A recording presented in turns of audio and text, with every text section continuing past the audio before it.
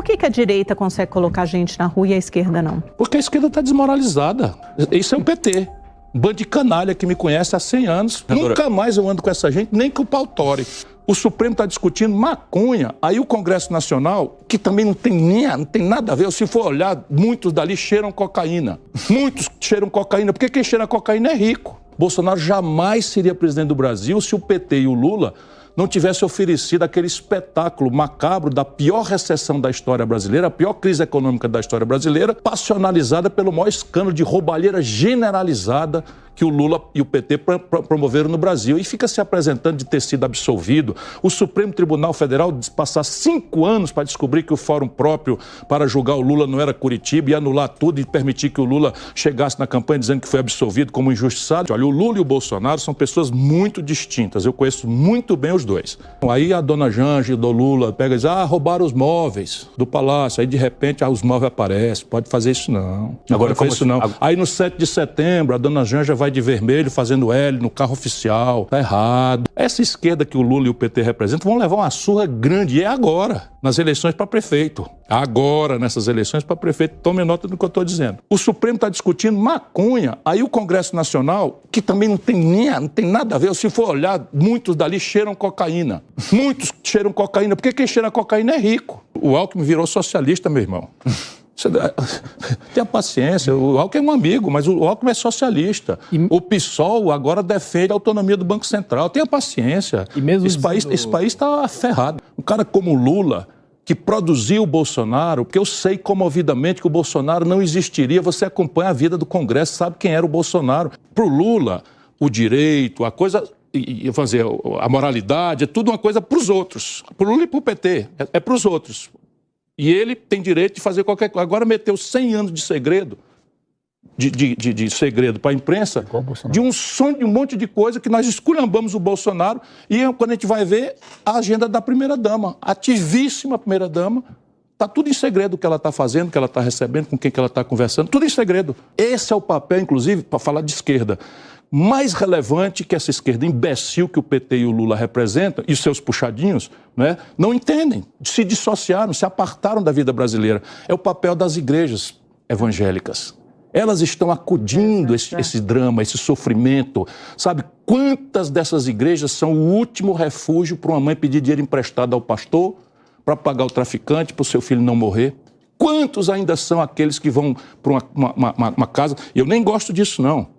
Eu nem gosto, mas o fato é que o poder público está absolutamente catatônico, né, desmoralizado. Bolsonaro jamais seria presidente do Brasil se o PT e o Lula não tivessem oferecido aquele espetáculo macabro da pior recessão da história brasileira, a pior crise econômica da história brasileira, passionalizada pelo maior escândalo de roubalheira generalizada que o Lula e o PT promoveram no Brasil. E fica se apresentando de ter sido absolvido. O Supremo Tribunal Federal passar 5 anos para descobrir que o fórum próprio para julgar o Lula não era Curitiba e anular tudo e permitir que o Lula chegasse na campanha dizendo que foi absolvido como injustiçado. Isso é o que o Bolsonaro vai dizer agora. Então eu perdi um pouco a crença. O centro da operação institucional do Brasil é roubalheira, emenda disso, emenda daquilo, roubando tudo na cara da freguesia, sabe? E a imprensa dizendo que o Lula vetou 5,3 bilhões de reais de emenda, quando o Lula sancionou 53 bilhões de reais de emenda. 53 bilhões de reais de emenda. Isso, cada deputado, por cima da mesa, vai levar 52 milhões de reais por ano para a sua base. Nunca mais um jovem entrará na política brasileira. Estão destruindo tudo e a imprensa calada. Olha, o Lula e o Bolsonaro são pessoas muito distintas. Eu conheço muito bem os dois. A gente esculhambava o Bolsonaro com emenda do relator e não sei o quê. Fomos no Supremo Tribunal Federal reclamar. O Lula está fazendo dobrado. E eu enlouqueço quando eu vejo o Lula falando bobagem. Covardão. Aí chama o Bolsonaro de covardão. Você vai ver, todos vão ver. A defesa técnica do Bolsonaro vai usar o depoimento do Lula, a frase infeliz, outra frase infeliz, não está nada bem, do Lula. O Lula de 2003 era uma pessoa que tinha um extraordinário, eu diria mesmo genial, uma genial intuição do rumo popular que ele queria perseguir.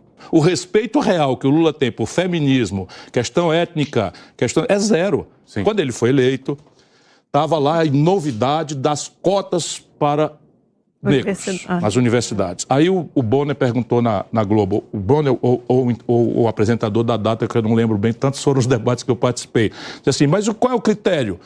Que, aliás, é um assunto muito contemporâneo com esse tribunal racial aí que a USP montou, né? Então, qual é o critério? Como é que você vai identificar as cotas? O Lula disse assim, na lata, por exame de sangue. Percebe? Mais ou menos como o doutor Mengele, aquele médico nazista, propunha fazer com os dedos. O Lula é isso. Um grande demagogo e tal, mas agora envelheceu, mofou e está cercado, está dentro de uma cúpula em que nenhum assessor dele hoje tem nível para dizer, ô Lula, sabe, para de falar bobagem, volta para cá, vem trabalhar, vamos olhar as coisas aí da saúde, vamos olhar as coisas da educação, que é onde está pegando. Vamos olhar as coisas da segurança pública, onde está pegando. Sabe qual é a lógica do Lula? Eu já vi isso muitas vezes. A lógica do Lula é assim, não vamos tratar de segurança pública, que a gente não dá conta de resolver, e o assunto, em vez de ficar com os governadores, vai ficar para cima de nós. Como se isso fosse razoável. Então o Lula, outro dia, disse assim, olha, o desenrola, não sei o que está acontecendo, uma ideia do Haddad que merecia o Prêmio Nobel de Economia, isso é ele fala o que ele quiser. Porque a presunção do Lula, somos todos um bando de imbecis, ignorantes, prontos a dizer, para qualquer bobagem que cada um dos dois fale. E eu sou do outro ramo, eu aposto na inteligência das pessoas. Tomo, né, me lasco, mas não vou apostar em imbecil, não vou apostar em ignorância, porque isso não leva ninguém para frente. Pode até ganhar a eleição, mas vai se desmoralizar como já está se desmoralizando. Por que não funcionou o desenrola, diz o Lula? E o povo não compareceu. Por exemplo, eu denunciei a falcatrua dos precatórios, estou desafiando a imprensa brasileira, pelo menos a investigar. Ninguém fez. E é assim, chocante, estou falando de 93 bilhões de reais tirados do cofre do governo. Dia 28 de dezembro do ano passado, todo mundo já se preparando para as festas, e passou direto, praticamente, para os bancos, por intermédio da Justiça Federal. E os bancos compraram esses precatórios por 50%, 60% de deságio, e no dia seguinte que o governo pagou, valiam 100% de valor de face. O precatório é um direito creditório. Então eu tenho uma sentença que o judiciário me deu, não é mais possível recorrer, e eu tenho o direito de receber 100. O banco veio e me ofereceu. O governo do Bolsonaro disse assim, devo, não nego, pago quando puder. O 100 passou a valer nada, porque você não sabe quando é que vai receber. Veio o banco e diz, olha, não vai receber nunca mais, me vende por 40 o teu 100, me vende por 50 o teu 100. Eu, pensando que não vou receber mais nunca, vendi o meu 100 por 40 para o banco. No dia seguinte, o Lula vem e diz assim, pela primeira e única vez na história brasileira, primeira e única, eu fui prefeito de capital, governador de estado, ministro da Fazenda, já lidei com o precatório das 3 hierarquias federativas. Eu sei o que eu estou dizendo. Pegou o Lula e diz assim, não, vou pagar tudinho, de uma vez só. Nunca houve isso na história do Brasil. O que aconteceu com o valor econômico desses títulos que tinham micado? Passaram a valer pelo valor de face. Quem ganhou esse valor de face?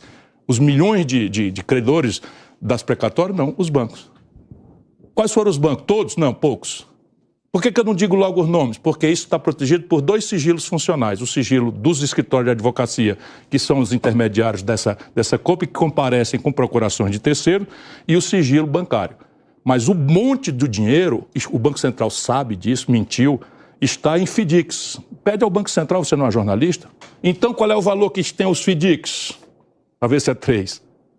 Aí você vai ver que vai para 80, 100, 200 bilhões, sei lá quanto, mas é mais de 100 bilhões de reais nos FDICs dos bancos, tá certo? Mas tem mais uma mentira agravada, é que esta operação foi feita dia 28 de dezembro agora. Ela ainda está sendo executada e o Banco Central só vai receber o balanceio dos bancos em abril. Portanto, mentiu indo e mentiu voltando. E o PT quer continuar praticando uma grande fraude. Porque qual é o programa do PT? Qual é o programa? Quem se dedica a ler as coisas, o programa, qual é o conjunto de promessas do PT? Percebe? E o Haddad está fazendo alguma coisa coerente com o programa do PT? Coerente com as promessas eleitorais recém-pactuadas com o povo brasileiro? Não, está fazendo tudo o oposto. Sabe, o PT ficou contra o teto de gastos, que é uma aberração, e o Haddad fez um teto de gastos melhorzinho, mas é a mesma coisa. Nesse país, Deus é quem sabe, porque quem viu, não é, o Supremo ser suplicado 13 vezes em recursos, não é, dizendo que Curitiba não era o fórum próprio para julgar o Lula, etc, etc. 5 anos, e o Supremo em todas as vezes, dizer, não, é Curitiba mesmo, é Curitiba mesmo. E quando chegar 5 anos depois, por conta do vento político, muda, por que a gente nesse país não vai achar que pode...